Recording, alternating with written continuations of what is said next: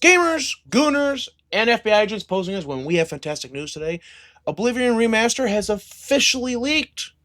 It is not a remake, but we were right about who was working on it. Virtuous, the company that specializes in making remakes, and a company you will probably hear a lot more of going forward, is working on this project.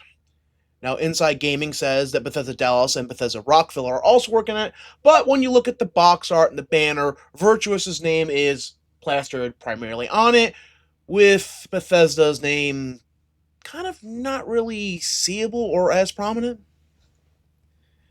It is coming to PC, Xbox, and PlayStation 5.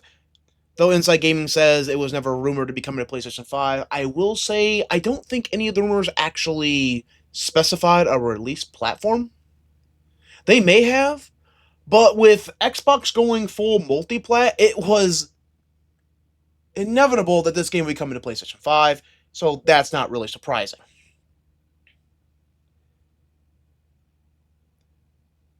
Now, Virtuous's website is officially locked down. I know you can't see the search bar because the way I set up my recording for articles, but this is Virtuous's website. And we can look at the screenshots here. Got sweet banner art.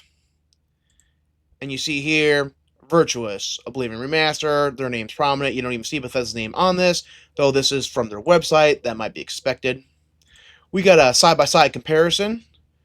The original, the remake, the original, the remake. I do really like the extra ruin details on this, though I question how that's going to impact how the Iliad ruins are supposed to be perceived, because this is made by an advanced culture. So it has a more gritty look to it.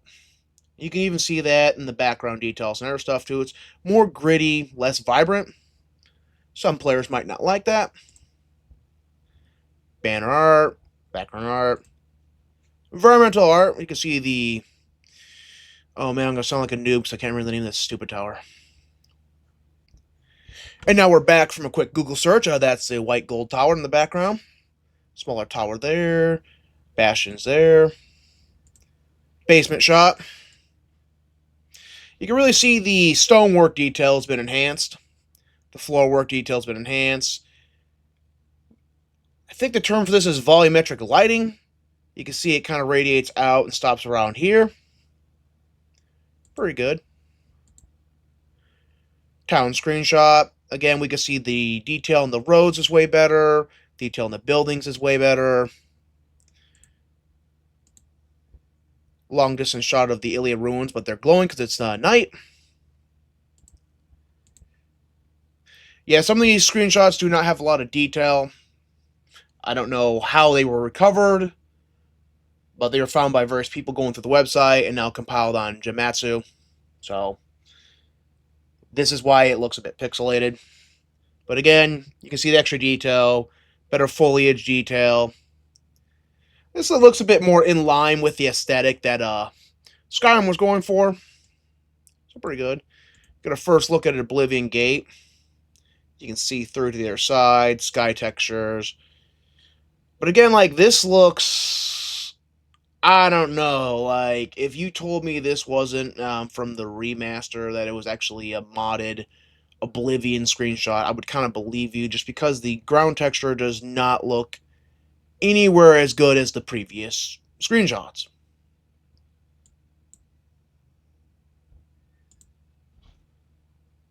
Town in the distance. Got the capital here, the white gold tower. And again, like, you can see, like, the goblins are kind of missing a bit of texture here, but like, look at the texture detail on that, amazing. But then you look at the goblin skin, it's... I don't know, man, like, it just feels kind of like a step down. But like, those back there look maybe a bit better.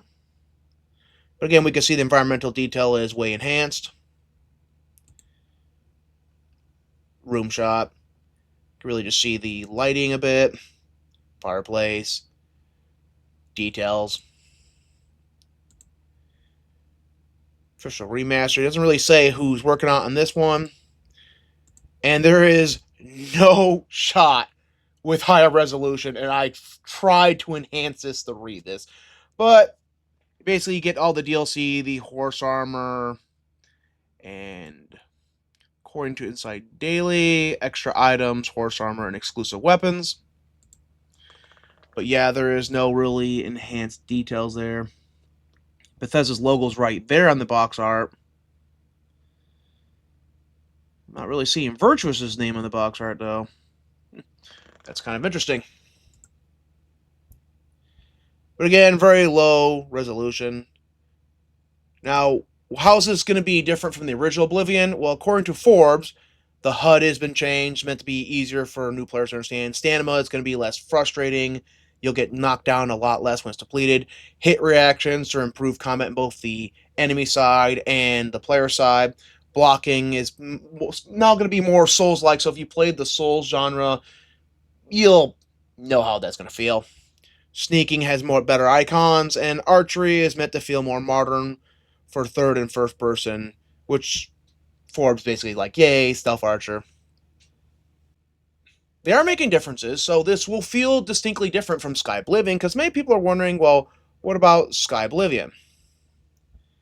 And if we scroll down, and it loads properly, we can see a comparison here. That's the remake's art style. And you can see Sky Oblivion is more vibrant, lush, going for more bright colors. And Sky Oblivion will be Oblivion in the Skyrim engine, so it's going to feel more faithful, more direct. So you'll be playing Oblivion with, I think they're adding all the mechanics from the original game. So you'll be playing Oblivion in Skyrim's engine, so you just get the engine upgrade. Whereas you can see in the remake, they're going for more gritty, realistic visuals. These two games will definitely play different, so you can look forward to Sky Oblivion and the remake at the same time. Now, according to Jeff Grubb, it is launching next week, which will be the week of the 21st, as we can see at the top of this article here. Scroll. Coming the week of April 21st. It's going to be a stealth drop. I am not saying I'm confident on that date, but Nate the Hate has also talked about this. So they very well may be stealth dropping it in April. I just don't get why they would stealth drop Oblivion. Like, this is a major Elder Scrolls title. You think they'd want to do some hype, some marketing, put it as part of some big event. Like, just stealth drop it? That don't make a lot of sense to me. With that said, I'm not really confident about a stealth drop. It would make more sense if they were having an event and then they stealth dropped it with the event, but just to stealth drop it out of nowhere, I don't know, an Oblivion Remaster. That's a major title. Why would you stealth drop a major title? Like, this title could potentially sell tens of millions, have tons of hype, be the RPG of the first half the year, maybe even earn Game of the Year, depending on how the year goes. Crimson Desert's looking pretty good. So it'll be steep competition, but this could easily be Game of the Year for RPG. And you're just going to stealth drop this? Yeah, make that make sense. But that is the current rumor. They're going to stealth drop it in the week of April 21st. So we'll have to see if that happens.